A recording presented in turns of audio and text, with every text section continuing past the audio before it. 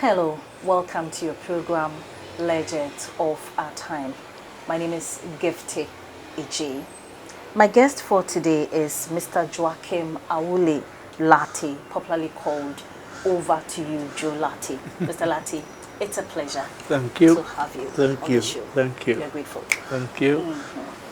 First of all, tell us the story behind your nickname, Over to You, Joe Lartey. Over to you, Joe Lartey. Well, you know, when I started broadcasting in '61, I was transferred, yes, to the outside broadcast department, and that's where I started my life as a commentator. And my boss was a man called Festus ADJEI. He had a beautiful voice. And each time there was commentary, especially football and ceremonial events, the two of us shared.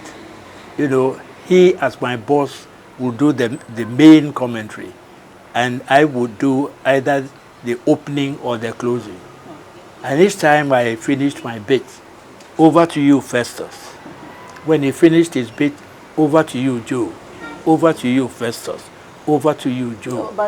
So from what you're saying means we have two names, Over to You, Festus, and Over to You, Joe Lartey. Yeah. How come Over to You, Joe Lartey became that popular of the two? Well, I've never thought of this, you know. It has never occurred to me. Why? Yeah, well, I had my own peculiar way of doing commentary. One thing I've observed about me, my voice, it's very commentating voice. Pleasing to listen to. Yeah, I think, you see, Festus had a very soft voice. I called it velvet voice. I think I have a voice that lends itself very easily to commentary. A tenor voice, not a bass one. And it stuck, I think it registered in the minds of a lot of people, more than that of Festus, who had a very soft, velvety voice. You know, and it's one of the things I've never thought of. It's interesting that you mentioned it. Yeah. Now, you know, so those days, of course, Joe Lartey became a household name. That's right. How did it feel, you know, to be all over, you know, especially with sports lovers? Well, it feels great. But you see, I tend not to glory in the encomiums that I was receiving from people. I just did my work, and I watched myself being appreciated, and I took it. I disciplined myself not to go over the wrong way, you know, because people enjoy you and they praise you, then you begin to play the fool. I managed not to do that. Did women worry you? Well, I had, we've been in marriage for 70 years. My wife will tell you the problems we've had. So, Mr. Lartey, let's now talk about some of the key assignments you undertook as a sports journalist. The first assignment of great interest that I can remember is a match between Real Madrid and the Black Star. This was in 1962. I was just a year old in GBC and at commentary, and I shared commentary with my boss, Festus ADJEI. It was one of the most interesting coverages that I can remember. It ended in a 3-3 draw. What is most interesting about it was the amount of debate that preceded the match. People were debating. They were wondering why a national team, the Black Star, should pit its strength against a club side. and they talked about it a lot. That fixture, that encounter, was arranged by by Kwame Nkrumah himself. Okay. So nobody could do anything about it. Kwame Nkrumah was interested in using sport as a political weapon. He arranged that match.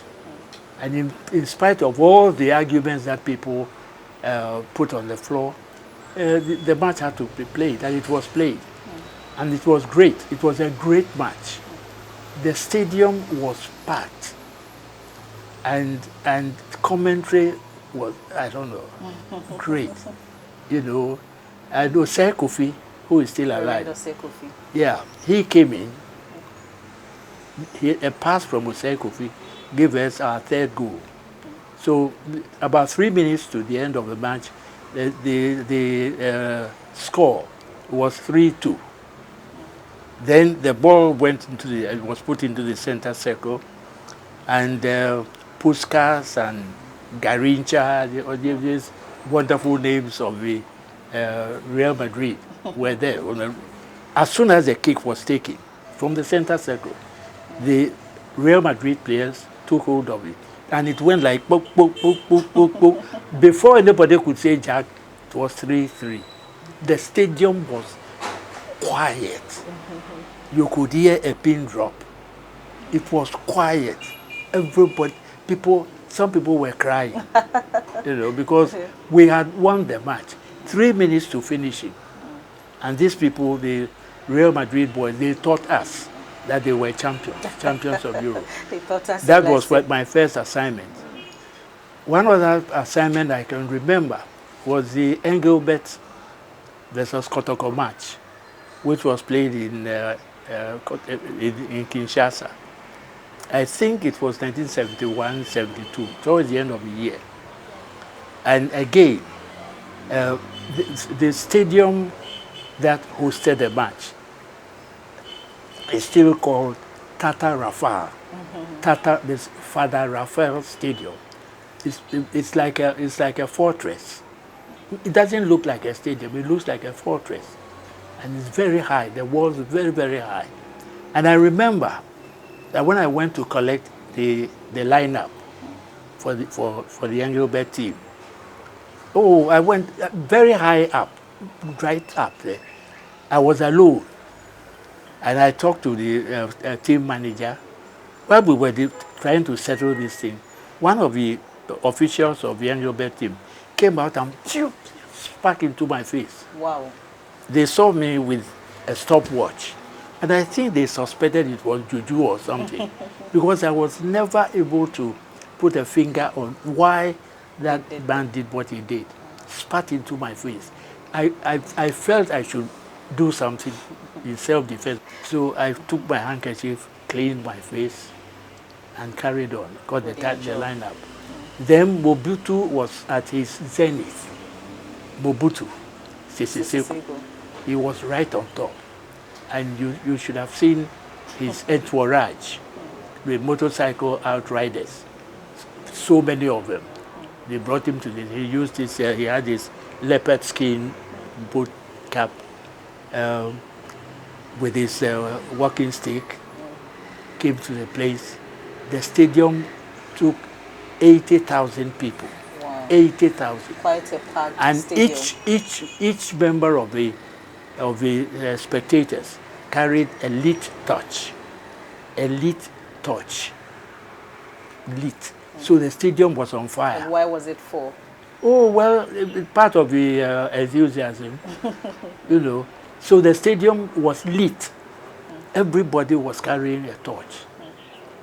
And just when we took the lead, Kotoko took the lead, Mobutu was so disappointed he left. He didn't finish, he didn't see the end of the match. That was one of the matches that I covered. That was great. There's the boxing. There was a boxing match, which was very, very rare. The first ever professional boxing that took place in Ghana between Ramos, Sugar Ramos, and Fred Robertson. it was you know, I'd never seen boxers cancel each other out as he did that day. And after that fight, none of them was able to box better. They descended. It was tough. And I was sitting at the ringside. Ramos was standing in a pool of blood in his corner. Wow. And the blood got spilled over his gloves. So each time he hit Robertson, it splashed and, you know, came into our shirt. We could smell the blood. Wow. I was terrible. My second was a man called Edmond Bannerman, B of T, an elderly man and a specialist in boxing and horse racing. And he was doing the inter-round summaries. And in the 14th round,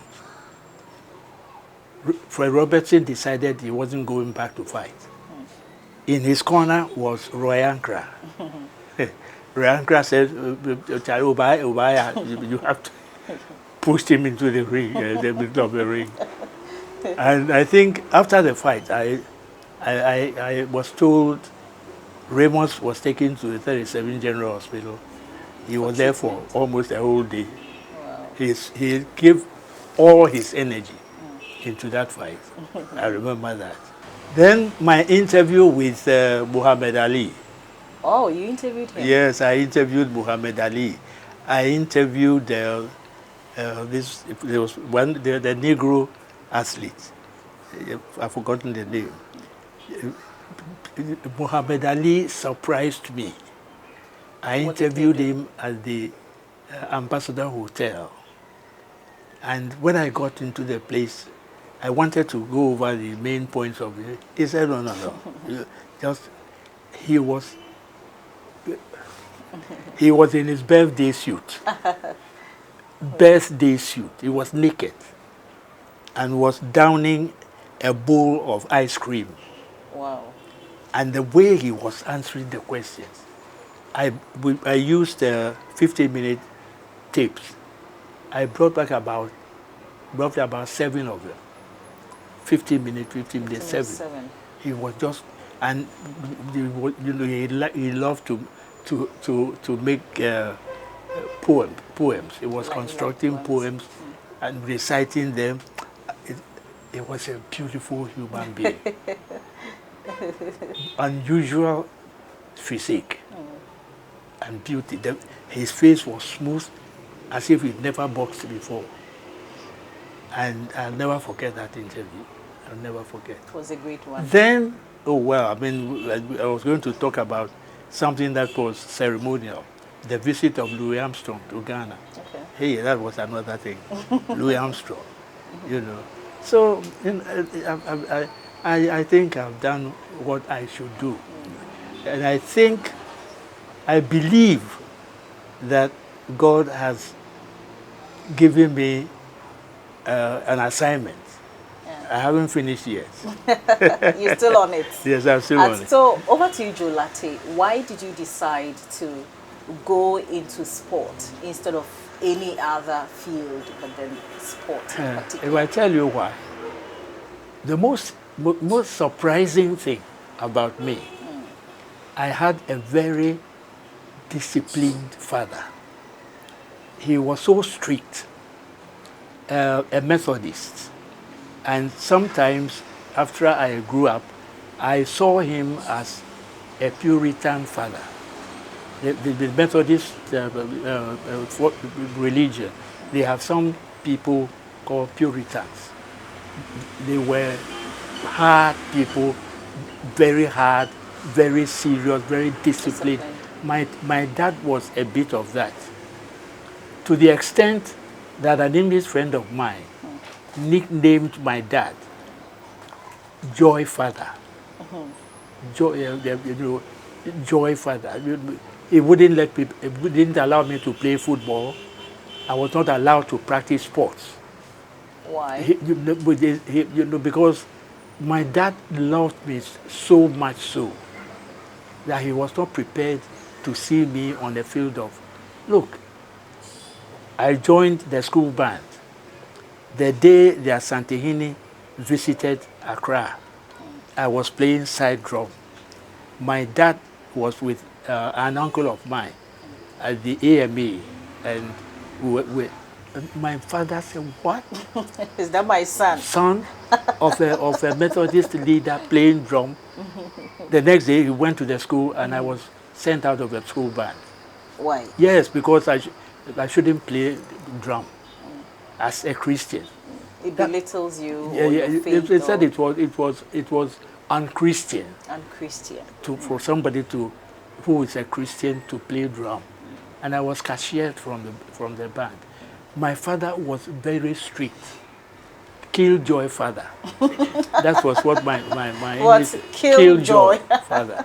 That's You interesting. see, so when I started running commentary, and he listened to, he sent for me, and he said, "Look, I hear you make all that noise on Sunday afternoons. Who taught you to play football?" You see, I did sports when I joined the Navy. Okay. That was my blessing. When I joined the Navy in the war, during the war, I joined the Navy in 1943, you know, and then we were doing sports. So I did a bit of sports. I did boxing, I did played football, and so on and so forth. When I came out, I was okay. I had the foundation. Yeah, the foundation. And that was all the foundation I had in sports. So when I joined GBC, I had to learn sport. And I was lucky I had a man called Edmund Bannerman, very good in sports. He was teaching me all the things that I needed to know. Technologies. Yeah, the terms that we were using and so on. You know. And that's how it happened. I actually learned sport. But my interest in sport is not much. It's not much. I'm more of, you know, something else. Yeah. You also speak impeccable English. Where did you learn it from? Well, I started reading very early. I partly had my part of my education in the north. I attended Baga Baga Middle Boarding School. I entered the school at the age of 10. And at that time, the school had a big library for boys and girls, which we didn't have in the south. And the Northerners were speaking impeccable English. You know. So when I got there, I had to follow the trend. I learned to read wide. I read Robinson Crusoe, Coral Island, Treasure Island. That was how I went into the Navy. I had that interest in seafaring. At this point, over to you, Jolati. Let's take a quick break. When we come back, we'll talk more. Okay, okay. Well, you're watching Legends of Our Time on GBC 24. We'll take a quick break. When we come back, we'll talk more. Please don't go away.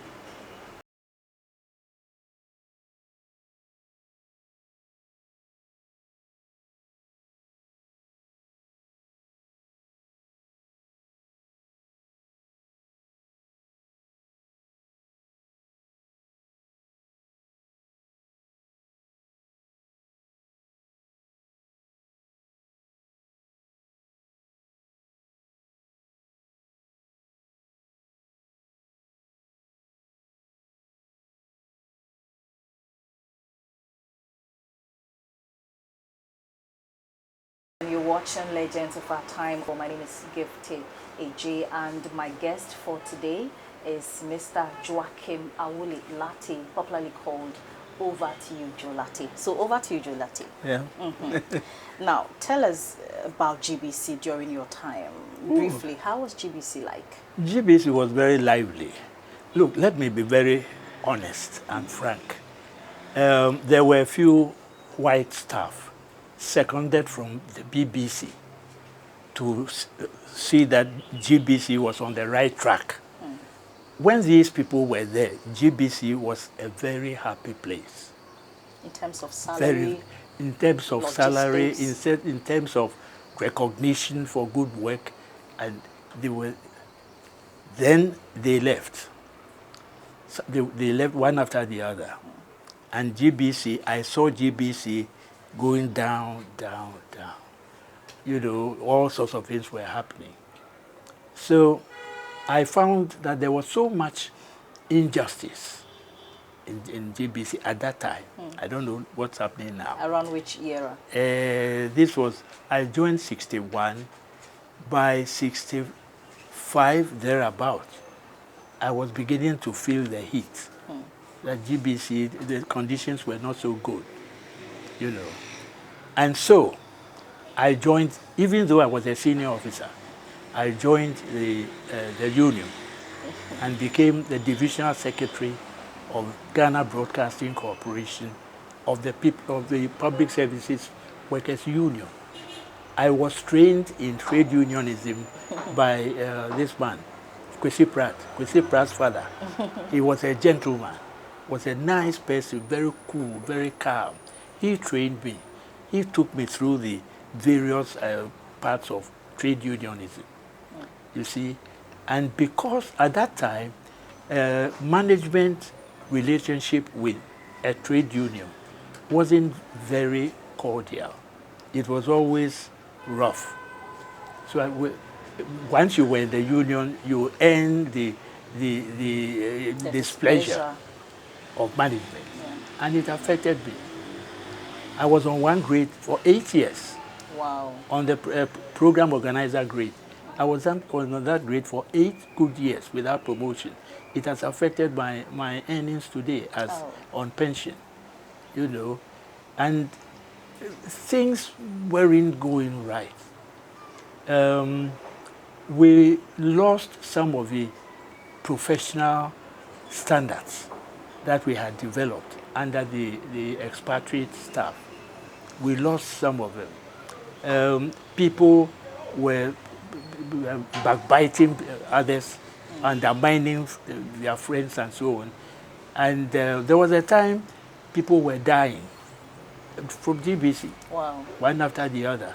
And it was believed that there was juju practice. So some people were even afraid to join the corporation at the time. But somehow we've got through it. And that forced me to leave, to resign from GBC when I shouldn't. I left in 1973 and went to Ghana Food Distribution Corporation as a public relations manager. So you left the talent? Well, it was too much. I had to leave. And then from food distribution, I went into politics. That's another story. I went into politics. Which political party did I you was support with at the time? There wasn't a political party as such. It was a movement which was established by the late Afrifa, General Afrifa, a movement called the People's Movement for Freedom and Justice. And our aim was to fight the union government concept, which was introduced by General Achampo, you know. And I was there with Nana Akufo-Addo. Ah. Yes, I have a newspaper cutting. I'm sure he was younger then. Yeah, yes, he was younger and very slippery, you know, very smart. You'd see it today, there tomorrow, adventurous, you know. So when he sees me, he calls me old man. Now I don't know which of the two is older. So I went into that. We fought against Achampo. And as a result, I had to go into exile in Nigeria. Wow. I ran away from Ghana because I was going to be arrested. And I didn't want it because my mother was still alive. And I was determined to see her end, which by God's grace, I did. You know. So when did you come back to Ghana? I came back finally in 1990. I returned to Ghana, and it was all so dry. I was about 60 plus. And what did you do in Nigeria? I was in broadcasting. Broadcasting. You know, in Nigeria, I had a friend, a professional friend, called Ishola Folosho. Ishola Folosho. He was a commentator for Radio Nigeria. Okay. And he used to visit Ghana a lot. Their commentators were visiting. Yemi Fadepe, Ernesto Conco. We were friendly. We were friendly, very friendly. So the night I arrived in Lagos, then there was a party at Chief Bindy's house at Apapa. I remember all this. And the man I was going to lodge with that night, he was attending the party. So his wife drove me to the party, you know, and I stayed there till the small hours of the morning. When early in the morning, I was feeling bored. So I decided to visit the ECOI, where we had the Nigerian broadcasting. I went there, and I went to Ishola. He said, what brings you here? I told him the story. He said, oh, so Ghana doesn't want you. I said, no. He said, you know, you went into politics, you shouldn't have done that. And you know. Then he said, there's a program going on downstairs. He gave me the studio. You do the place. I said, yes. I go and join them. So straight from, I was in the studio.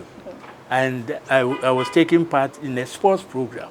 And you have these Nigerian names, the Yoruba names, and so on. I was struggling with them. Yeah. So somebody called from town, from Lagos. She said, is that man in the studio a Jombu? A Jombu means an Englishman. Okay. Then they wrote the question on a piece of paper and pushed it to me. And I had to be very quick because I was a runaway from Ghana, you know. So I said, oh, I come from one of the ECOWAS countries. And that was the end of the story. That was the end of the story. And from that day, I started working with Nigerian radio. And sometimes with the television people. Station. And it went on and on and on. Very exciting period. We were working very hard, harder than Nigeria, than Ghana. Because you know Nigeria is a very big place. Yeah. At the time they had about 10 states. And it was no joke at all. The programs were many. And I had to do it, you know. But did it reflect in your pocket? Oh yes, was the money good? I was given expatriate appointment in 1983. You see, I went there 1978, and I worked on contract until 1983, when I was given expatriate appointment. Normally, broadcasting stations don't, the national stations, they don't engage foreigners. But I had, because of my connections, you know, and then Vincent Assise, the late Vincent Assise, he too was given a job there, and the two of us were doing the Ghana stuff, you know, until 1990, when I came back to Ghana. I've never gone back to the place again. So that was the trend. I did a bit of politics, and I said I bent my fingers. You see, Nana Akufo-Addo, as I knew him in those days, when lawyers were afraid to be seen doing politics, he was taking part in demonstrations, carrying placards, you know. And I think when we come to consider things, his contribution to democracy in Ghana is very great. It has been significant. He did a lot, yeah. So that's that. Back in Ghana, well, we start struggling again. Let's talk more about GBC from what you said. Yeah, GBC. In terms of standards. GBC. We're still not there. What can we do to improve the situation? The human material should undergo a change, a revolutionary change. I remember, it was a very interesting thing. One day, I applied for permission to hold a union meeting on the lawns, inside, the lawns inside the house. You know it? Yeah. Yeah, the lawns. The lawns. You do things there sometimes. I wanted the union to meet there, and the application was turned down. Why? No reason. And out of anger, I led about 300 members of staff from GBC to a TUC hall. Never been done before. And the evening news came out with a report on that meeting, with me standing and addressing the audience. So GBC management issued me a query why I should not be dismissed for going to discuss management decisions in public. But you see, they made a mistake. The report, the caption under the report said, by evening news reporter, They were blaming me for exposing the thing to the public. And there was a man called Labisian. He was the man who wrote the query. Very handsome latte man. So I took the newspaper to him and the report, the query. I said, look at it, look at the caption. He took the query from me and tore it into bits. And we went on as usual. But I think what you need in GBC, I'm wondering whether the spirit of GBC as it was when it was founded, and as there was that brotherly relationship among us. I don't know how that thing got lost. But I think you can still do it. You can still have it back. When the first thing you should do is to admit that things are not going well. That's the first thing. Admit that things are not going well. And then set about to correct it. Just forget about backbiting, undermining. I went to the BBC at a time, and I brought back a system. They called it incremental credit. If you are not due for promotion, but you are a very hard-working member of staff, they gave you a number of incremental credits. Okay. And it was working. It worked up to a point. Then this mischief thing got into it again, and they threw it overboard. Otherwise, you could be on one grade for a long time, but you'll be earning incremental credits. That's on your side. And the finances of the country, the state of the economy affected GBC a lot. Because we were thriving on subvention, government subvention. GBC should not have gone commercial, but because of this situation. And I remember that KWASI-KUMA, the first Ghanaian Director General, refused to allow commercial broadcasting in GBC. But because of the hardships, technicians from TV staged a demonstration to the castle. We had a man as Minister of Information, Commissioner for Information, J.W.K. Harley. They went to him. And it was from there that we had commercial, so that we could earn a lot more money to ease the tight situation in the corporation.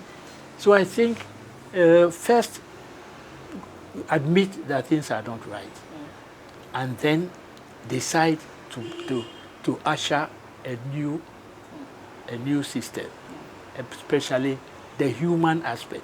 The human aspect of GBC is more important than anything else. They should look at the human aspect of GBC as soon as possible. Those who are in charge now, they should look at it and try to make the people happy. Because when you are happy, it comes through your voice. People can tell it. It affects productivity. Yes, too. it does affect productivity. So I think that's what we should do. And then equipment. Technology is, I don't know how far they've improved things, but it should not be left behind. Because if you have the right equipment, it will make the job easy to practice. I think that should be done. And then you must have the fear of God. The fear of God. Factor. And it will be okay. Well, the program is still Legend of Our Time on GBC News. My guest today is Mr. Joachim Awule Lartey, popularly called Over to You, Joe Lartey. We'll take another break. When we come back, we'll talk more with him. Don't go away.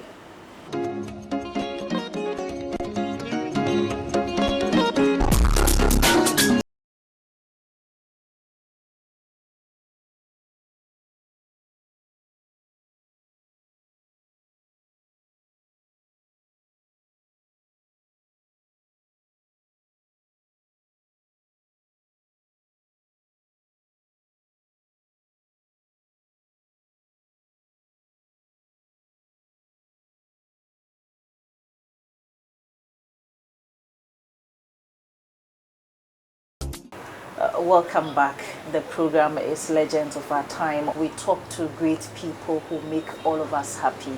My name is GIFTY, ADJEI, and my guest for today is Mr. Joachim Awule Lartey, popularly called Over to You, Joe Lartey. So over to you, Joe Lartey. Yes, I take it. So aside working for GBC, the food distribution company, going into politics, you also served in the Navy. Yes, I served in the Navy. I served in the Navy during the war. Okay. And that was the greatest disappointment I gave to my dad. Why do you say so? That's very harsh. Yes, yeah, it's very harsh. You know, he was so fond of me. So when I disappeared, he couldn't have allowed me to go to the Navy because ships were sinking here and there. Places were being bombed. And a boy of 16 goes to war, but I went.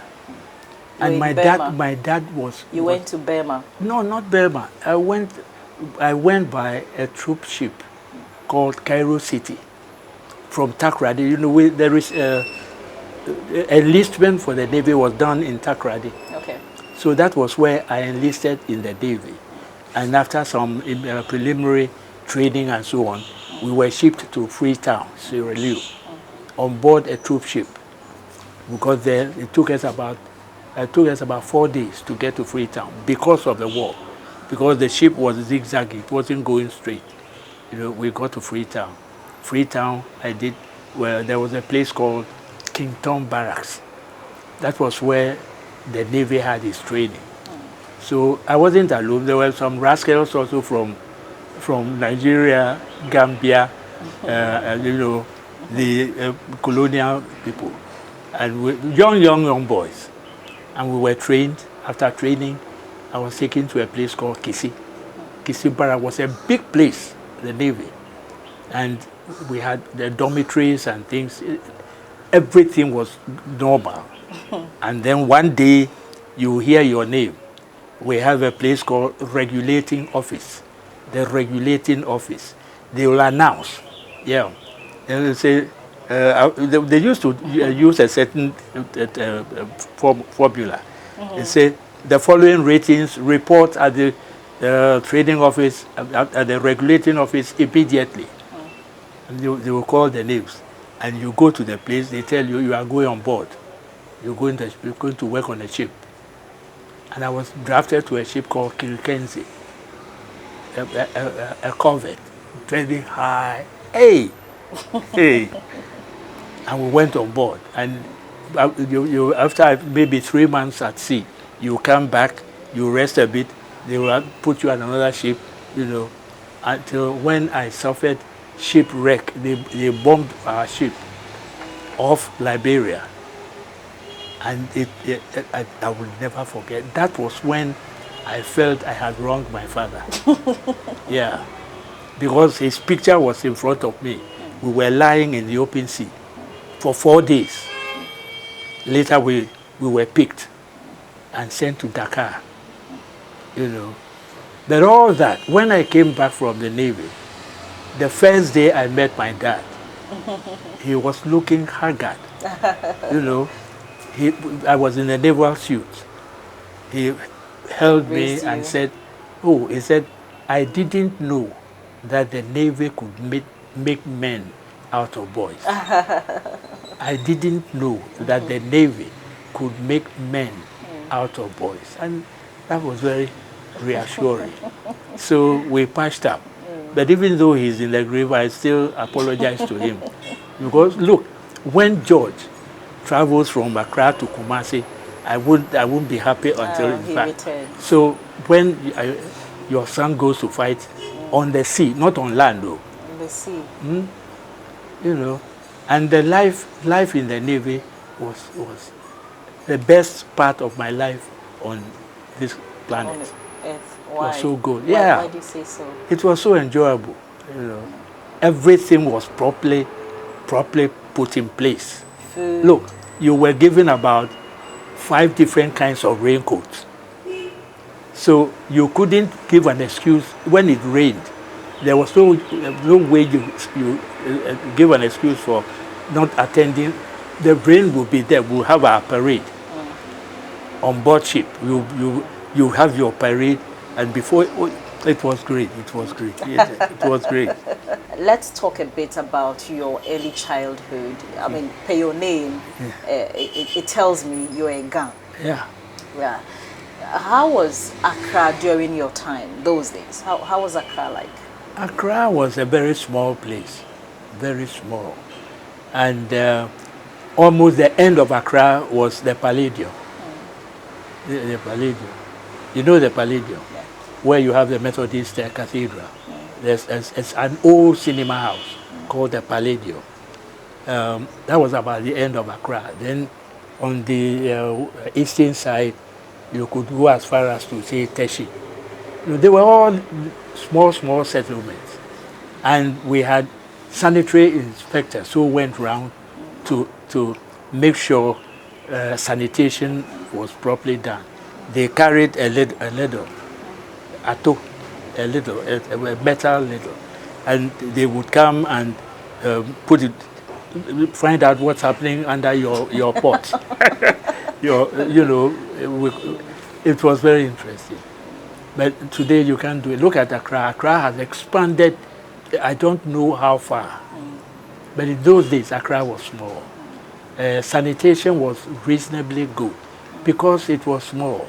And the AME was very active, very. I worked at the AME for a while. Okay. As soon as I came out of the Navy, they were resettling ex-servicemen. And I was posted to AME. At that time, the town clerk was a white man, a man called Major McDougall. He too, an ex-serviceman. And the deputy was one Kwatila Kwati. I remember all that. So you were around when Nkrumah declared independence for Ghana. What do you recall of the day? If I want to tell you about Nkrumah, when Nkrumah came from America, I was, I think, 20, in 1947, and I was born 27. I was 20. I was a pupil teacher. Okay. And there were a few of us, young boys, who were supporting Kwame Nkrumah. He used to wear a long jacket called Zuti. Zuti, and he brushed his hair backwards. And we were all following this practice. So when they were arrested, the Big Six, when they were arrested, we went around posting inflammatory things on walls. There was a place called Post Office Lane. It's no longer there. We go and put some of us were arrested, others we got through with it. And well, we followed the development. We were very enthusiastic in the things that Kwame Nkrumah was doing until the UGCC split, and then we had the CPP and the other parties and so on and so forth. So Accra wasn't much to write home about. I remember when we had the earthquake. The earthquake, heavy rains in Accra, what we are experiencing today, we were experiencing in the 30s. We had the Achimota forest, very big. and it affected the rainfall in Accra, Achimota Forest. Where is the Achimota Forest today? It's almost desecrated. We want to look at Independence Day. Then Independence Day, the polo ground, where we now have the mausoleum, the National Mausoleum. It was packed to overflowing. People were there. They were we went. Some people got there around 6 p.m. and they waited until the Declaration of Independence. Around what time? It was about midnight. And Kwame Nkrumah said, "At long last, the battle is ended, and our beloved country is free forever. I want to take this opportunity to thank the youth, the chiefs, the women, and who have fought a wonderful battle. Gloria Ghana." And it was moving, moving. And we started well. Kwame Nkrumah started well. But later, the devil set in, and it became a different thing. Yeah. So Accra has really grown. It wasn't like this before at all. Miles away from what it was at that time. Small, clean, cleaner than today. Fewer people.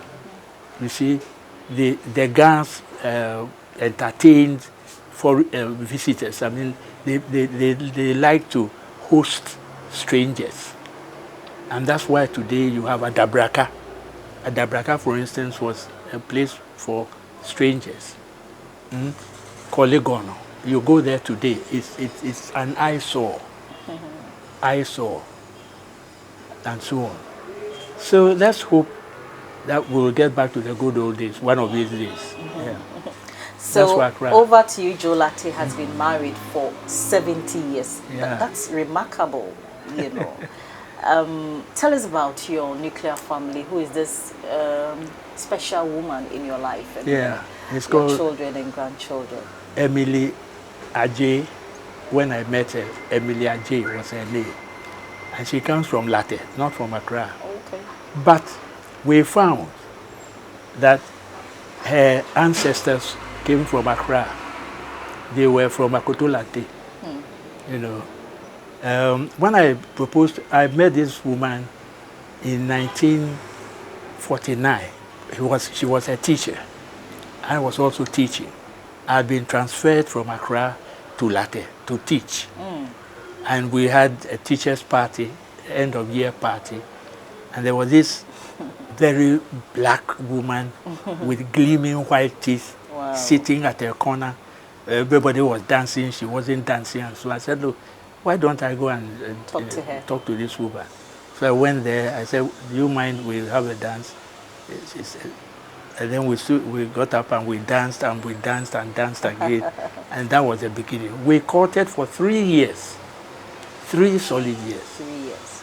And then 52, we engaged her and we had our marriage. And that same year, we had our first boy, who was, well, you don't know him. He's up there, you know. And the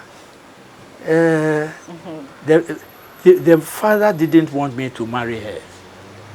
Because imagine, he said, Accra is too far from Lartey, 34 miles. At the time, At the time, yes, it was Today far. Is not far, but those days it was far. You see? And in those days, there were only 2 trucks plying Lartey and Accra. And once they left, then you had to walk. I had walked through from Dodua to Lartey about 3 times. That forest, the Dodua forest, fearful. I had walked from ADJEI. I climbed the hill from ADJEI to Lartey on a number of occasions. I was chasing this woman. Because of love. Yeah, because of love. You see, we had 3 children in 18 years. And my mother, but in 6-year intervals. So my mother was asking whether we were planned a lion or a lion. It was funny. And we've managed. It wasn't all a bed of roses. I can tell you that. it wasn't all plain sailing. We've had. So what has been your secret to this 70 years and still counting? Yeah, well, I think as I said, and I always give a lot of the credit to my wife. She's a well brought up woman, very patient, accommodating. She can endure. She can bear things. I did a whole lot of things which, if she hadn't been the woman she is, this marriage would have blown up long ago. Let's talk about some of the awards you've received in the course of your profession. Oh, a lot of them, a lot of them. You know, I introduced... there's one here. Yeah. This one was given me that was given to me by the management of SWAG.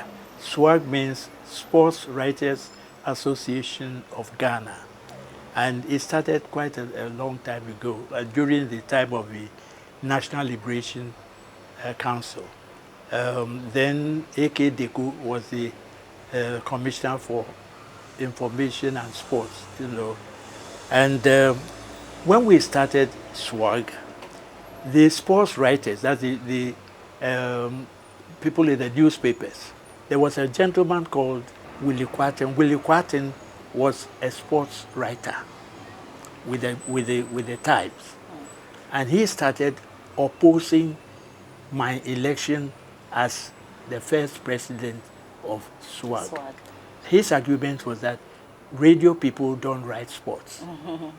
So later, it brought a whole lot of confusion. But later people had to reason out that after all, as a television sports journalist or radio sports journalist, you write before you present. Broadcast. So that idea was taken away, and the thing stood. So, well, they thought of it all. And just when I was thinking or reassessing my relationship with the SWAG, of which I'm a patron, they invited me to receive this award. It was very interesting. It's a beautiful one. Let's look at this award from Toastmasters. Yeah, this Toastmasters. One of the most significant achievements of my life is the fact that I teamed up with an American gentleman to set up the first Toastmasters Club in Accra. And I'm happy to say that the Toastmasters idea has spread. We now have about 13 clubs in Ghana. And there's one of the clubs that is named after me. And it's something about which I am very proud. Very proud. I'm proud because I'm proud and happy. Because through the Toastmasters, I've been able to impact a number of people. By my experience and study, I have found that the best thing you can do on this planet Earth is to impact the lives of other people.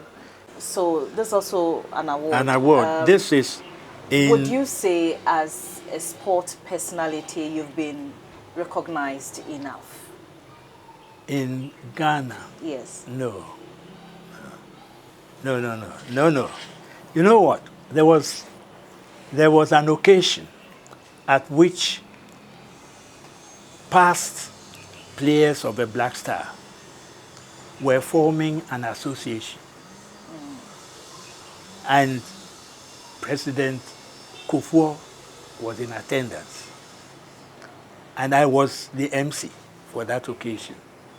So in my closing remarks, I stated that sports commentators are the people who popularize players. Yeah.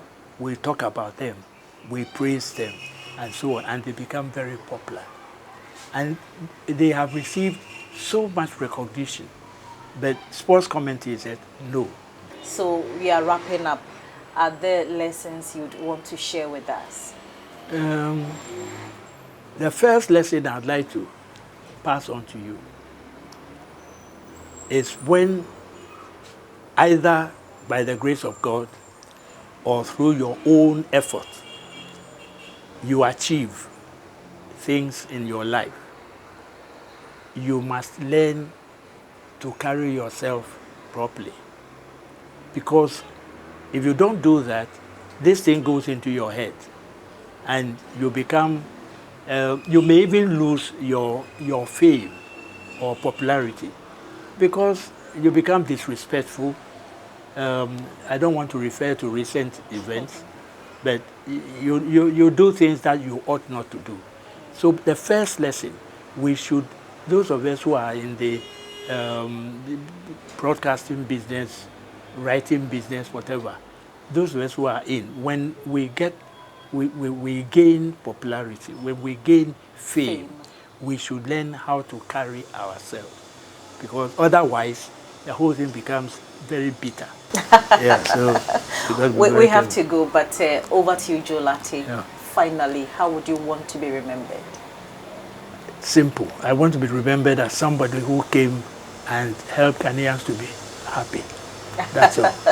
You know. Over to you, Joe Lartey. Thank you very much. Thank you so much for having us in your home. Thank you. Indeed, we are so grateful, and we've been inspired by your story. Thank you. Thank you so much. I'm happy that you managed my citadel. Very happy. Thank you. It's a nice place. Thank you so much. Anyway, yeah, this one. The program has been Legends of Our Time. My guest today has been Mr. Joachim Awule Lartey, popularly called Over to You, Joe Lartey. My name is GIFTY ADJEI. Thank you so much for watching. We'll come your way same time next week. Bye for now.